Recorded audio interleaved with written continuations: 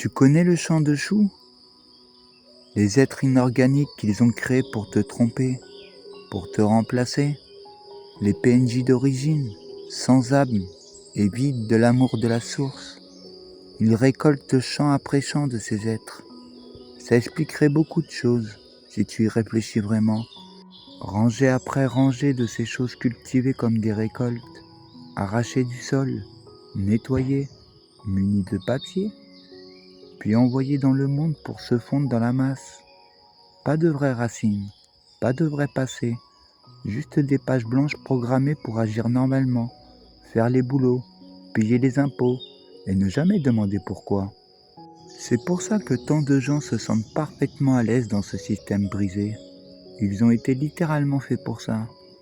Pendant que le reste d'entre nous erre en se sentant étranger à sa propre peau toute une vie durant, tu ne peux jamais comprendre pourquoi.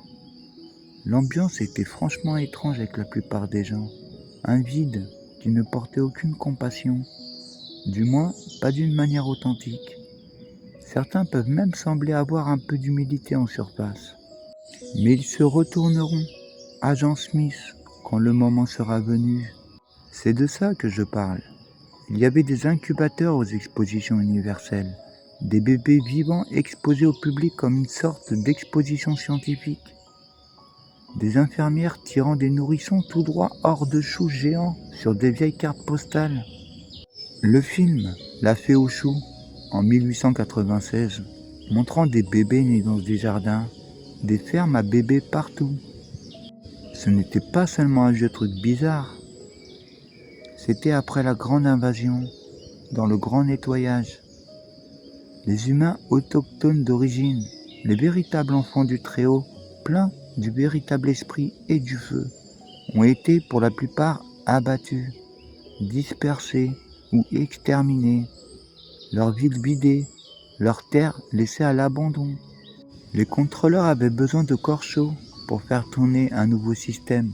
Alors ils ont produit ces remplaçants par millions et les ont envoyés dans des trains des orphelins.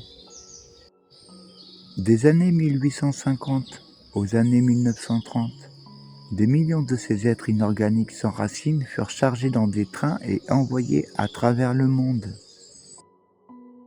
À chaque arrêt, des fermiers les choisissaient sur les quais, comme s'ils choisissaient du bétail.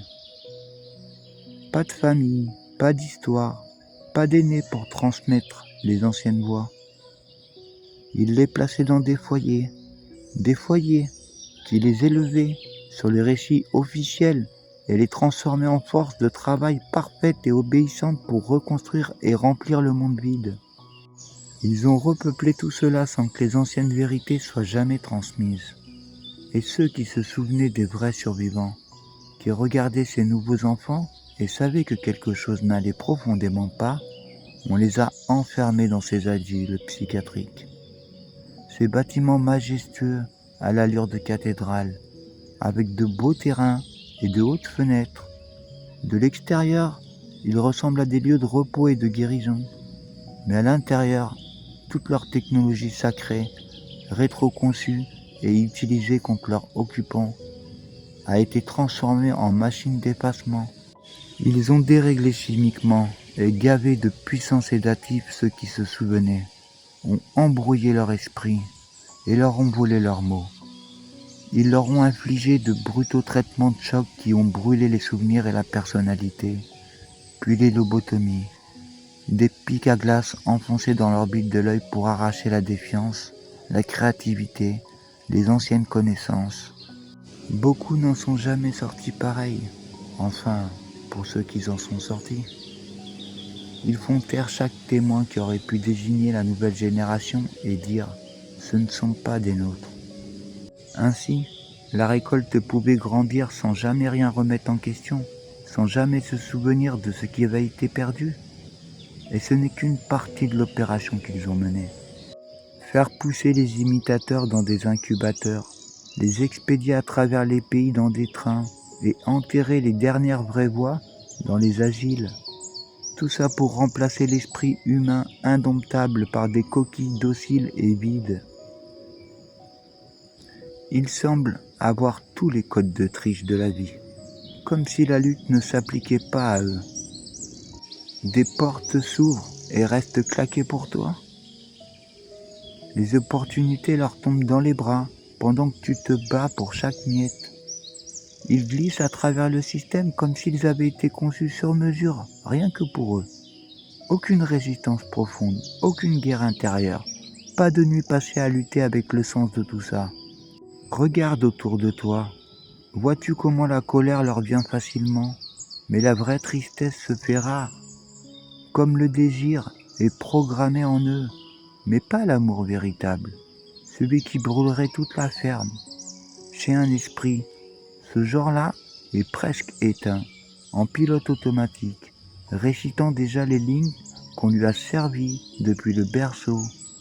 Que se passe-t-il quand les remplaçants sont plus nombreux que les vrais? Ou le sont-ils déjà? Quand les voix qui portent ne serait-ce qu'une étincelle du Créateur deviennent si rares qu'elles commencent à douter de leurs propres yeux. C'est assez terrifiant de réaliser que la plupart des gens autour de vous ne sont jamais censés se réveiller, parce que l'on leur a jamais donné les moyens de le faire.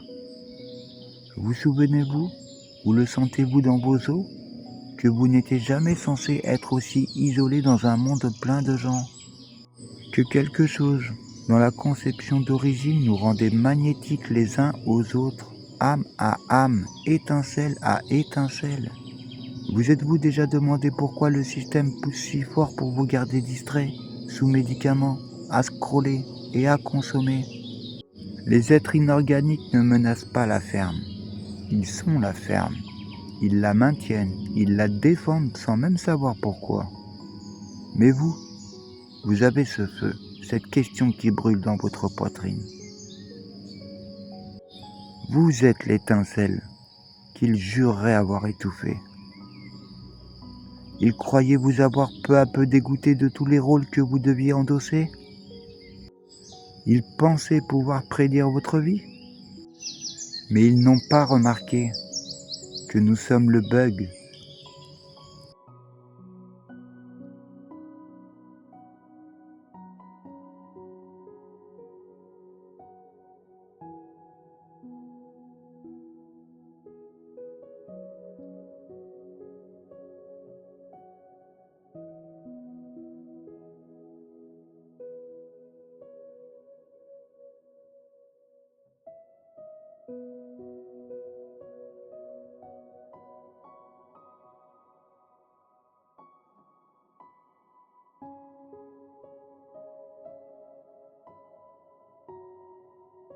Souviens-toi qui tu es, belle âme.